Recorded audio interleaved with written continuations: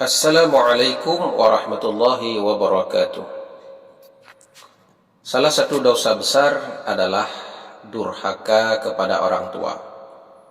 Pembahasan ini sudah sering kita mendengarkannya dalam berbagai kajian alim ulama. Padahal di sana ada sebuah dosa yang dilakukan oleh orang tua kepada anaknya yang dikatakan dengan kedurhakaan orang tua terhadap anaknya. Di dalam istilah bahasa Arab, durhaka dikatakan dengan uquq. Hal ini sesuai dengan sabda Nabi sallallahu alaihi wasallam, "Innallaha harrama 'alaikum 'uquqal ummahat." Artinya, sungguh Allah Subhanahu wa taala telah mengharamkan atas kalian mendurhakai orang tua. Hadis yang diriwayatkan oleh Imam Bukhari nomor 2408. Salah seorang pakar bahasa Arab yang bernama Ibnu Manzur menerangkan bahwa uquq durhaka itu adalah lawan daripada kata berbakti. Uquq tidak hanya bermakna durhaka kepada orang tua, tetapi juga bermakna durhaka kepada selain orang tua, termasuk orang tua yang durhaka kepada anaknya. Dalam beberapa hadis Nabi Shallallahu Alaihi Wasallam, juga di dalam kajian kitab fikih, disebutkan bahwa ada beberapa kewajiban orang tua terhadap anaknya, termasuk membesarkan mereka. Rasulullah Shallallahu Alaihi Wasallam bersabda, "Warrajulu fi ahlihi ra'in wa huwa mas'ulun 'an ra'iyatihi wal mar'atu fi baiti zawjiha ra'iyah wa hiya mas'ulatun 'an ra'iyatihi." Lelaki adalah pemimpin dalam keluarganya dan dia akan dimintai pertanggungjawabannya atas kepemimpinannya. Seorang perempuan di dalam rumah suaminya adalah pemimpin dan dia akan dimintai pertanggungjawaban atas kepemimpinannya tersebut. Hadis riwayat Imam Bukhari nomor 2409. Rasulullah Shallallahu Alaihi Wasallam juga pernah mengingatkan Abdullah bin Amr bin As akan kewajibannya sebagai orang tua. Beliau bersabda, "Wa inna liwaladika 'alaika haq." Sungguh anakmu punya hak yang harus kamu penuhi. Hadis yang diriwayatkan oleh Imam Muslim. Ulama madhab Hanafi yang bernama Imam Abu Laits As-Samarqandi mengisahkan bahwa dahulu ada seseorang lelaki yang datang bersama anaknya menemui Umar bin Khattab radhiyallahu anhu. Ia berkata, "Anakku ini mendurhakaiku." Maka Umar pun menasihati agar anaknya tidak lagi mendurhakai orang tuanya. Lalu anak tersebut bertanya kepada Umar, "Wahai Amirul Mukminin, apakah ada kewajiban ayah kepada anaknya?" Maka sang khalifah pun menjawab, "Ada. Kewajibannya adalah yang pertama, memperbagus ibunya." Artinya, menikahi perempuan yang baik agar dapat mendidik anaknya dengan baik. Kemudian, memberikan nama yang baik dan mengajarkan Al-Quran dan kandungannya. Lalu anak tersebut menjawab, "Demi Allah, wahai khalifah, ia tidak memperbagus ibuku, karena ibuku adalah seorang hamba sahaya yang ia beli seharga 400 dirham.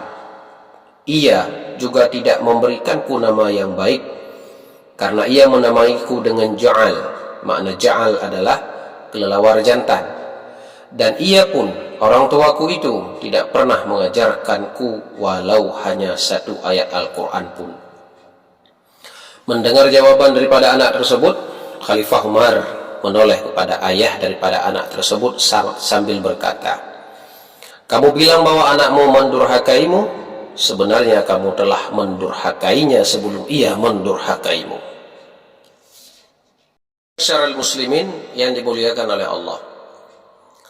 Sampai di sini kita mengetahui bahwa orang tua pun bisa durhaka terhadap anaknya.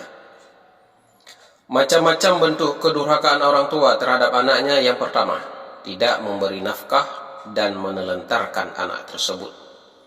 Abu Hurairah radhiyallahu anhu meriwayatkan bahwa dahulu ada seorang lelaki yang mendatangi Rasulullah SAW dan berkata bahwa ia memiliki dinar. Lalu Rasulullah menyuruhnya untuk memberikan bahagian untuk dirinya sendiri. Lelaki tersebut berkata bahwa ia masih memiliki kelebihan dinar. Lalu Rasulullah bersabda, "Tasaddaq bihi ala waladik." Berikan juga uang itu untuk anakmu. Hadis yang diriwayatkan oleh Abu Daud nomor 1691. Menurut Ibnu Hibban, hadis ini adalah hadis sahih. Ulama mazhab Syafi'i yang bernama Imam Abu Ishaq Asy-Syiradi mewajibkan seorang ayah menafkahi anaknya berdasarkan hadis tersebut. Mufti Mesir yang bernama Syekh Syauqi Ibrahim Allam menegaskan bahwa dalam fatwanya bahwa seorang ayah wajib memberikan nafkah kepada anak dan istrinya berupa makanan, pakaian, tempat tinggal. Jika ia kabur dan meninggalkan kewajiban tersebut, maka ia berdosa. Rasulullah SAW juga bersabda, "Khairus sadaqah ma kana 'an dhahri ghinan wabda bima ta'ul."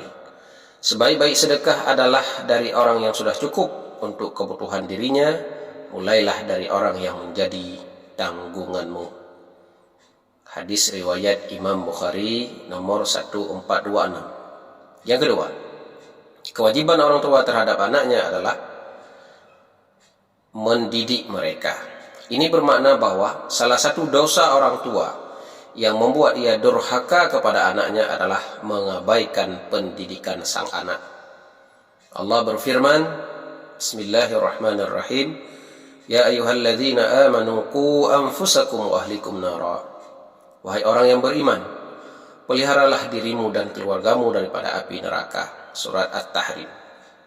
Ahli tafsir Imam Tabari meriwayatkan bahwa Sayyidina Ali bin Abi Thalib radhiyallahu an menafsirkan ayat ini sebagai perintah untuk mengajarkan akhlak dan ilmu kepada anak dan istri.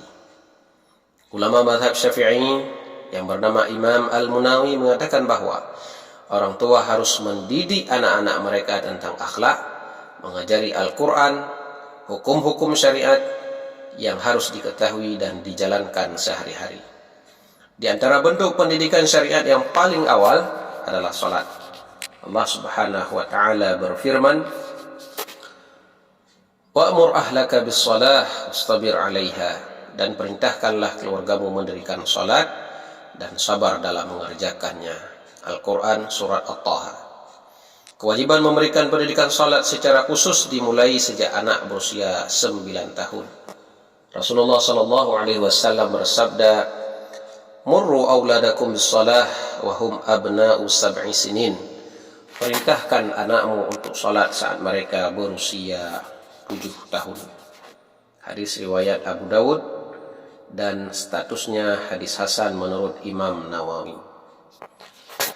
Yang ketiga, dosa seorang kepala rumah tangga ataupun orang tua kepada anaknya adalah melakukan kekerasan. Kekerasan tidak boleh dilakukan oleh orang tua kepada anaknya, baik secara verbal, yaitu caci maki, maupun secara fisik seperti memukul. Dalam hadis, memang Rasulullah SAW menyuruh untuk memukul anak yang tidak mau sholat pada umur 10 tahun, seperti hadis yang diriwayatkan oleh Abu Dawud nomor 495. Tetapi maksud dari memukul ini adalah memukul ghairu mubarrah, yang tidak luka, tidak menimbulkan trauma, dan di dalam kerangka pendidikan, bukan untuk menyakiti, juga bukan untuk menyiksa.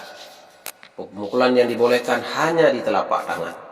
Itu pun dalam jumlah yang tidak membuat mereka sakit, mereka terluka, atau mereka trauma secara kejiwaan. Ulama mazhab Syafi'i, yakni Imam Ibnu Hajar Al-Haytami radhiyallahu anhu, menyatakan bahwa pukulan yang dimaksud adalah pemukulan yang tidak meninggalkan bekas. Dan jika anak tersebut sudah dewasa, maka orang tua tidak wajib memukulnya apabila ia meninggalkan salat, puasa, dan kewajiban yang lainnya. Mazhab Hanafi, Maliki, Hambali, dan Ibnu Suraj dari mazhab Syafi'i berpendapat bahwa pukulan tersebut tidak boleh melebihi 3 kali.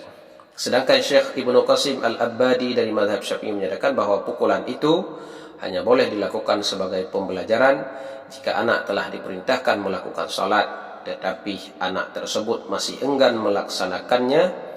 Artinya, pemukulan itu bukan semata-mata memukul, tetapi harus didahului oleh perintah untuk melakukan salat dan didahului oleh berbagai teguran-teguran, motivasi-motivasi lainnya sebelum pemukulan itu dijalankan.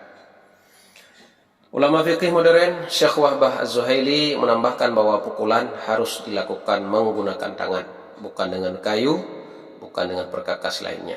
Pukulan juga tidak boleh diarahkan ke wajah atau selain tangan, karena itu akan menimbulkan trauma.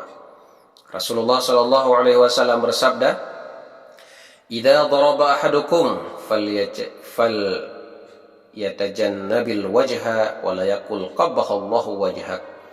Jika salah seorang dari kalian memukul, maka hindarilah wajah dan janganlah berkata, "Semoga Allah memperburuk wajahmu." Hadis riwayat Imam Ahmad nomor 7420. Hadis ini sahih menurut Imam Az-Zarqani. Kemudian salah satu dosa orang tua kepada anaknya adalah berlaku tidak adil. An-Nu'man bin Bashir radhiyallahu an pernah menceritakan bahwa suatu hari ayahnya memberi hadiah, namun ibunya menolak pemberian tersebut sebelum hal itu diberitakan kepada Nabi SAW. Maka ayahnya menghadap Rasulullah dan bertanya kepada Rasulullah, apakah semua anak diberikan hadiah yang sama? Jawaban Nabi adalah tidak.